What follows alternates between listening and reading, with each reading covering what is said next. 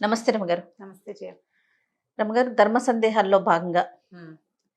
దేవుని ప్రతిమలు అలానే ఫొటోస్ మనం తుడుచుకొని పూజ చేసుకునే ముందు తుడుచుకుంటాం కదా. దానికి ప్రత్యేకమైన రోజులు ఏమన్నా ఉంటాయా? ఈ రోజు తొడగొచ్చు, ఈ రోజు తుడుచుకోకూడదు, అట్లాంటి నియమాలు ఏమైనా ఉన్నాయంటారా? మీ విధానం.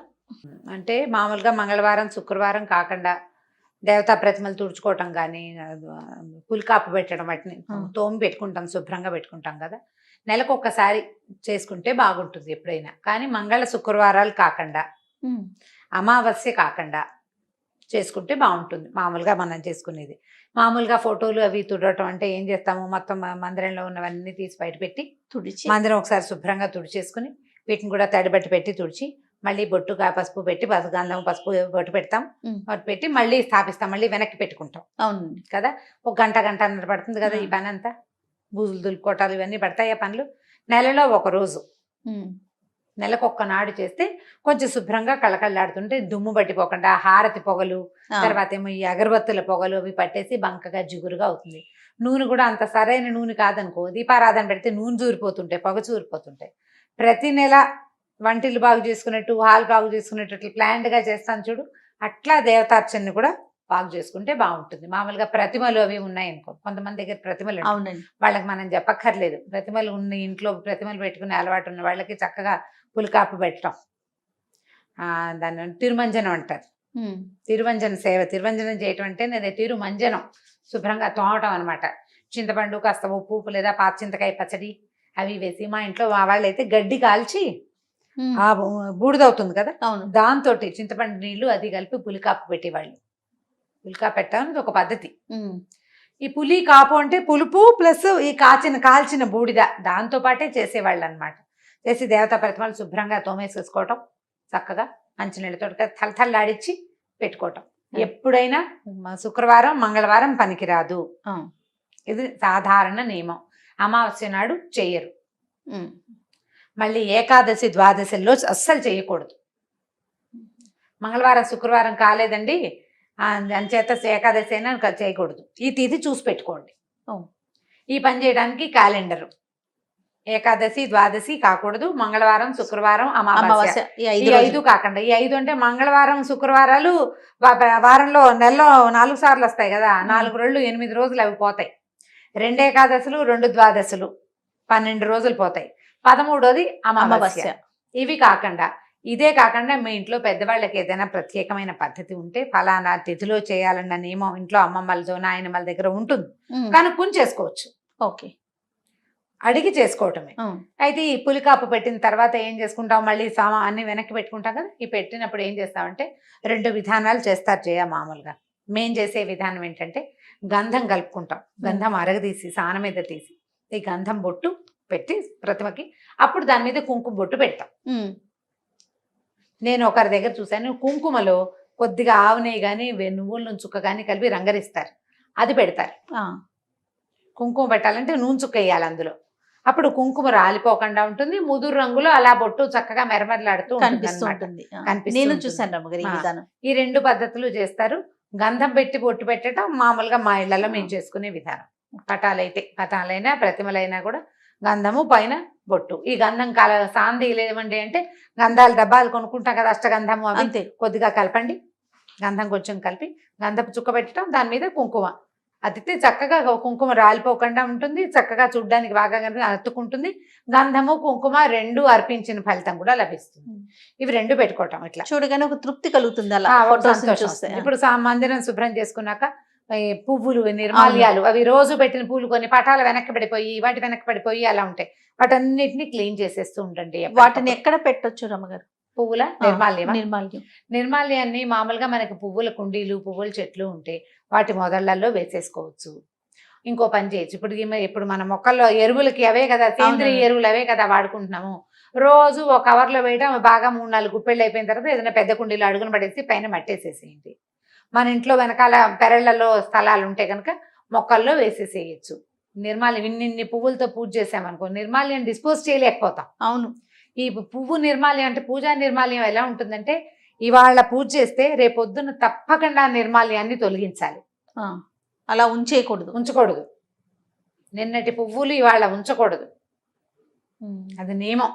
ఆ పువ్వు తీసేసి ఫ్రెష్ పువ్వులు పెట్టా. మన దగ్గర ఎక్కువ పూలు, 2 పూలు ఉన్నాయి, 2 పెట్టుకో. రోజువారీ నిండుగా పువ్వులతో పూజ చేస్తే చామంతులు అవి ఇంతంత ఉంటాయి చూడు, పెద్ద పెద్ద చామంతులు వచ్చినప్పుడు అవి కదలవు మెదలవు, వారమైనా అలాగే పచ్చగా మెరమరలాడుతూ ఉంటాయి. ఇప్పుడు మనం ఏం చేస్తాం, ఇవాళ పెట్టామా, ఇందాక నువ్వు అడిగిన డౌట్ చెప్తున్నా, ఇవి పెట్టాము, పెట్టిన తర్వాత ఈ 2వ రోజు కూడా పువ్వు అలాగే ఉంటుంది, ప్లాస్టిక్ పువ్వులే, తీయ బుద్ధి కాదు, బాగుంది కదా అనిపిస్తుంది. కానీ ఆ పద్ధతి చేయకూడదు, తీసివేయాలి. పువ్వు అందంగా ఉందా లేదా అని కాదు, నువ్వు పెట్టిన రోజు రాత్రి గడిచిందా లేదా అనేది నియమం. మీకు ఆ పువ్వులు పచ్చగా ఉన్నాయి, పారే బుద్ధి లేదు, అలా అయితే ఓ పని చేయండి, చక్కగా ఆ పువ్వులు నిర్మాల్యం తీసి ఓ చిన్న ప్లేట్లో కాసి నీళ్ళు పోసి ఆ నీళ్ళలో వేసి హాల్లో పెట్టుకోండి. 4 రోజులు పువ్వులు కళకళలాడుతూ ఉంటాయి, టేబుల్ మీద బాగానే ఉంటుంది, అవేం పాడవ్వవు కదా, ఎక్కువ రోజులు ఉంటాయి. టేబుల్ మీద పెట్టుకోవచ్చు, నేను కింద పెడితే తొక్కుతాం, టేబుల్ మీద పెట్టుకోవడానికి దేవుడి నిర్మాల్యాన్ని అలా పెట్టచ్చు, ఏం తప్పలేదు, ఏమీ తప్పలేదు. కానీ పువ్వు బాగుందని ఉంచకూడదు. మందారాలు, గులాబీలు, చామంతులు ఇప్పుడు వచ్చేవన్నీ కూడా ప్లాస్టిక్ లాగానే ఉంటుంది, చక్కగా అలా ఉండిపోతుంది. వారం రోజులైనా ఆ పువ్వు అలాగే ఉంటుంది, చెక్కు. నేనైతే అవి ఎక్కువ కొన్న చేయ, ఆ పువ్వులు ఎక్కువ ఉన్నాయి అనుకో, అవి 2 పూలే పెడతాను. ఏవో చిన్న శంఖ పూలు, మందారాలు వాటితో పూజ చేసుకుంటే సరిపోతుంది. రోజువారీ పూజ ఇన్ని పువ్వులతో చేస్తే అదంతా నిర్మాల్యాన్ని చెల్లించలేక దుంప దిగిపోతుంది. పూజ చేసిన ఫలితం అంతా ఈ నిర్మాల్యాన్ని అలక్ష్యంగా పడేస్తే ఎక్కువ పాపం వస్తుంది. అలక్ష్యం చేయకూడదు, దాన్ని జాగ్రత్త చేయాలి, తొక్కే చోట వేయకూడదు, తొక్కకుండా ఉండే చోట పెట్టుకోవాలి. కుండీలు ఈజీ, మనకి ప్రతి కుండీలో ఎంతో కొంత ఖాళీ ఉంటుంది, కొద్దిగా మట్టి తొలగ తీసి పువ్వులు వేసేసి పైన మట్టి లాగేసినా కూడా 4 రోజుల్లో కుళ్ళిపోతుంది, మన మొక్కలకి సత్తువ అవుతుంది. తొక్కక్కర్లేకుండా సరిపోతుంది. పెద్ద మొక్కలు ఉంటే మరీ మంచిది, అందులో వేసేసేయటం అడుగున, లేదా మనకి పెరట్లో కాస్త ఖాళీ స్థలం ఉంటే ఒక చోట కాస్త గొయ్యిదే పెట్టుకొని రోజు పువ్వులు అందులో వేసేసి ఎప్పుడో ఒక రోజు అది మూసేస్తే ఒక 2-3 నెలల తర్వాత అది ఎరువైపోతుంది ఆ ప్రాంతం. అది తవ్వి ఇంకో చోట పెట్టుకోవచ్చు, లేదా ఆ ప్రాంతంలోనే కొత్త మొక్క పెడితే కింద ఉన్న ఈ సత్తువుతోటి బ్రహ్మాండంగా మొక్క వచ్చేస్తుంది, మొక్కలు బాగా వస్తాయి.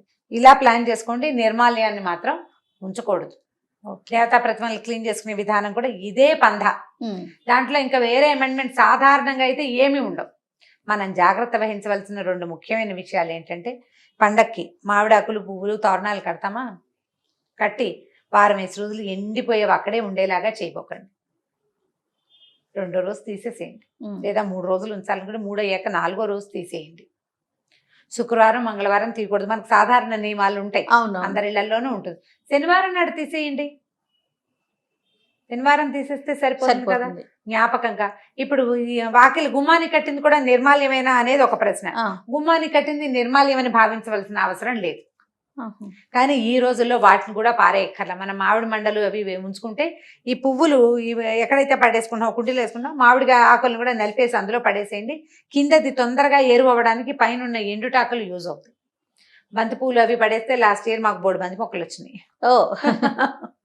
వాటంతా అవే మొలుచుకొచ్చేసినాయి అనమాట, మెట్ల నుంచి వానలు బాగా పడ్డాక వస్తుంది. పువ్వులు పారేయక్కర్లా, వాటిని వాడేసుకోవచ్చు. మనం ఎలాగ కూర చెక్కులతోటి మనం ఎరువు చేసుకుంటున్నాం కదా, వీటితోటి కూడా చేసుకోవచ్చు. ఒకే ప్రాంతాల్లో ఉండవు, ఇవన్నీ కుండీల్లోనే ఉంటున్నాయి కాబట్టి ఈ పని చేయొచ్చు. ఇది చేయటం, ఈ దేవతార్చనతో పాటు గుమ్మానికి పసుపు రాయటం, బొట్టు పెట్టడం, అలాంటివి అలవాట్లు ఉంటాయి. వాకిట్లో ముగ్గేసుకోవటము, ఇవన్నీ కూడా ఏంటంటే మనకి మన ఇంటిని శుభ్రంగా ఉంచుకోవటం, మనకి వాతావరణంలో ఒక పవిత్రత కల్పించటం, మన బుద్ధికి సత్ప్రవర్తన నేర్పించటం, ఇది ప్రధానం. నియమం ఉండటం, నియమాలు తప్పకుండా తెల్లారు లేవగానే వాకిలు తుడిచేయాలి, తడిపెట్టేసేయాలి, లేకపోతే నీళ్ళు కడిగేసేయాలి, ముగ్గు పెట్టాలి. టైం ప్రకారం చేస్తాం కదా, దానికోసం తప్పకుండా మెలకు వచ్చేస్తుంది. అలవాటు చేసుకుంటే మంచిది. గుమ్మానికి పసుపు రాయటము, మామిడి మండలు పెట్టడం, ఇవన్నీ కూడా ఈ కరోనా రోజులు ఇప్పుడున్న నేపథ్యంలో కూడా మనకి లోపలికి జర్మ్స్ రాకుండా కుదురుతాయి. ఇప్పుడు గుమ్మానికి బొమ్మలే, మనం పువ్వులు ఏం చేసామనుకో డిజైన్, అప్పుడు ఎక్కడ రాస్తాం పసుపు? అవును, అప్పుడు పసుపు రాయలేకపోతాం. అవకాశం ఉన్న వాళ్ళు రాసుకోండి, కాస్త పసుపు రాయటము అలా చేయొచ్చు. మాకు కొంతమంది ఇదివరకు, ఇప్పుడు మా ఇంటి ఎదురుకుండా ఒక రాజస్థాన్ గాదని ఉంటారు, అనంతపురం వాళ్ళు ఉండేవాళ్ళు. ఆవిడ ప్రతిరోజు గుమ్మానికి పసుపు రాసి పెట్టి గుమ్మం వాకిట్లో వాళ్ళు పెద్ద ముగ్గేసి, ఇంత ముగ్గు చిన్నది, పసుపు కుంకాలతో వేసి గుమ్మానికే పూజ చేసుకునేది ఆవిడ. గడప గౌరి రోజు పూజ చేసేది ఆవిడ గుమ్మానికి, వాకిలి గుమ్మానికి. ఎంత శ్రద్ధగా వేసేవారో, గడప మీద కాలేయకుండా పసుపు కుంకుమ వేసి. మనం ఊళ్ళల్లో అలవాట్లు, మనకు అలవాటు ఉంటే చేసుకోవడం, ఎలాంటి అలవాటు ఉంటే అట్లా. ప్రధానంగా దీనికి ఏం చేయాలి, మనం పెద్దవాళ్ళని ఫాలో అవ్వాలి. వాళ్ళని ఫాలో అయ్యి ఇవన్నీ కూడా మనకి ఆరోగ్యానికి, మన అలవాట్లకి, మన పద్ధతులకి కొంత మంచిని చేకూర్చేవి. అయితే వీళ్ళని చూసి వాళ్ళని చూసి కాకుండా మనం కంటిన్యూ చేయగలుగుతాము. మీరు అన్నట్లుగా భక్తి, శ్రద్ధ, ప్రధానంగా శ్రద్ధ మనం చేయగలుగుతాము అనుకున్నప్పుడు చేసేయడం మంచిది. వాళ్ళు ఎవరో చేశారని చేసుకోవద్దు. మన ఇంట్లో ఏముందో అది చేయండి. పోనీ వాళ్ళు చేశారని మీకు నచ్చింది అనుకోండి, రోజు చేసేందుకు నేర్చుకోండి. అది చేయొచ్చు. అలవాటు చేసేసుకుంటే బాగుంటుంది. కంటిన్యూ చేయాలి. రైట్ రామగారు, థ్యాంక్ యూ అండి. నమస్తే. నమస్తే జయ. ఈ వీడియో కనుక మీకు నచ్చినట్లయితే లైక్ చేయండి, షేర్ చేయండి. మరిన్ని ఇంట్రెస్టింగ్ వీడియోస్ కోసం మా ఛానల్ని సబ్స్క్రైబ్ చేసుకోండి.